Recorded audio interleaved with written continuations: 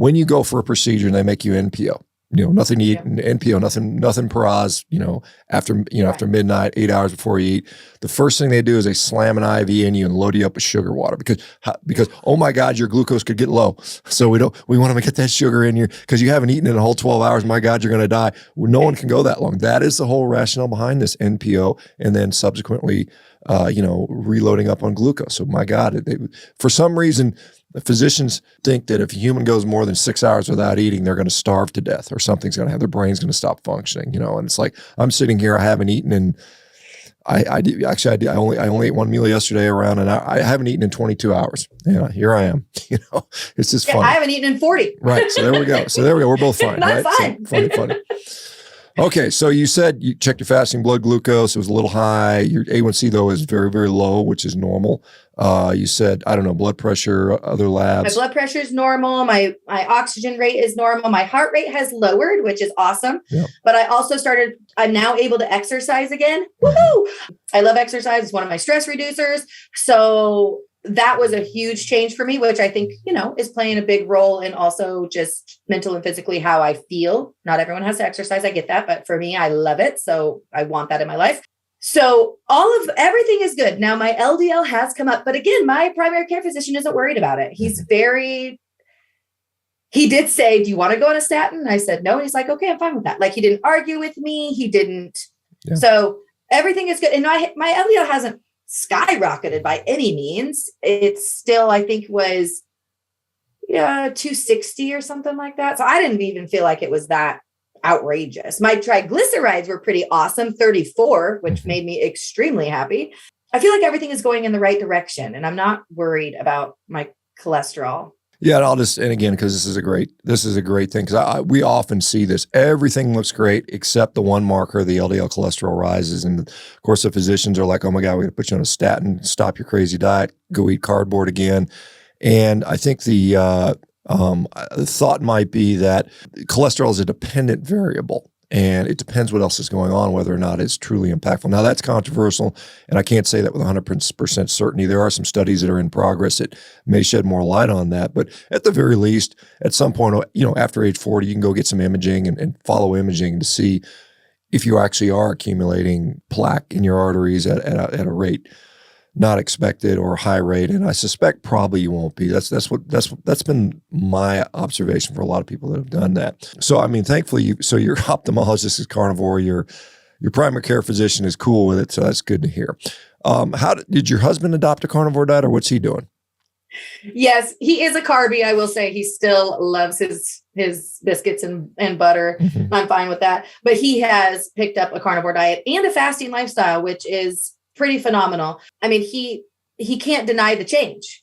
I mean, he was literally picking me up and taking me to the bathroom. So now he's like, if this can do this for you, and he's not sick in any way. So just so you know, my husband is a very healthy, avid soccer player, has not had health issues his whole entire life, gets sick once every 10 years or something crazy. So for him to do this was phenomenal. He's cutting out, which I think he just loves the way that it makes his body feel.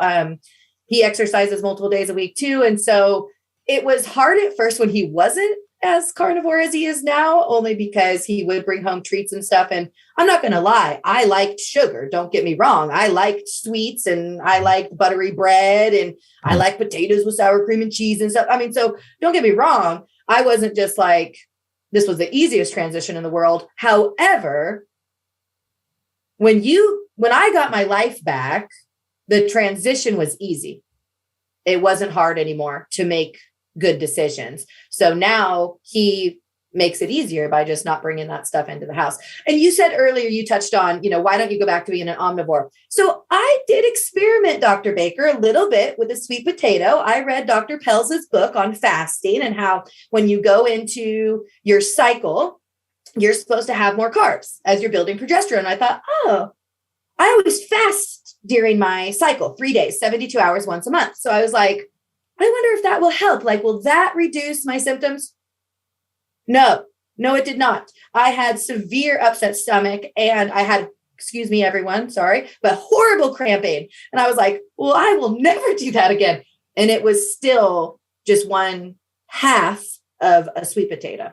So I have no reason to go back. I know right away that it's going to affect me. Yeah. I mean, it's, because so many women have this kind of premenstrual dysphoria, this horrible, I mean, it's literally they're wrecked for a week in many cases. They just feel miserable. Mm-hmm. And why would that be normal? I mean, why would we design a species where, you're in pain for a week out of the month or something like it? It just does not make sense to me. And so when I see this, and you are by no means the first woman to mention that their menstrual cycle has greatly improved by going carnivore. It seems to just level things out. It becomes more manageable. And it just seems, I mean, I don't believe we were designed to be a species that is supposed to be in pain. It just wouldn't make sense to me. So it's good to see a more confirmation of what I've seen in the past. As far as other things that people often ask about, you said, eating a decent amount of fat, you're eating kind of when you're hungry, you're not really counting calories. Do you worry much about sort of salt and electrolytes? Are you a salt person, a no salt? I know there's some people that are no salt people. There's other people that are, a little bit more liberal with the salt. Where do you fall on that? I love salt. I love salt a lot. So one of the things, like going through my migraine journey and trying to figure out what is going to heal my brain or at least mitigate my symptoms, was Angela Stanton's book, Migraines, and following her salt protocols. Right. So that, and when I first wanted to get out of my house and go to the coast, which is an hour from my house, I did her salt protocol where you take 1/8 teaspoon of salt, wait 10 minutes, drink 8 ounces of water. And I did that every 2 hours. And I was able to make it to the coast, see the ocean, put my feet in it, get back in the car and go home with very little symptoms. I was fatigued afterwards, but that was my first indication that salt was something that I need to have in my life. I would say it's less than so. Like, I don't take the 8 teaspoons now that you mention it.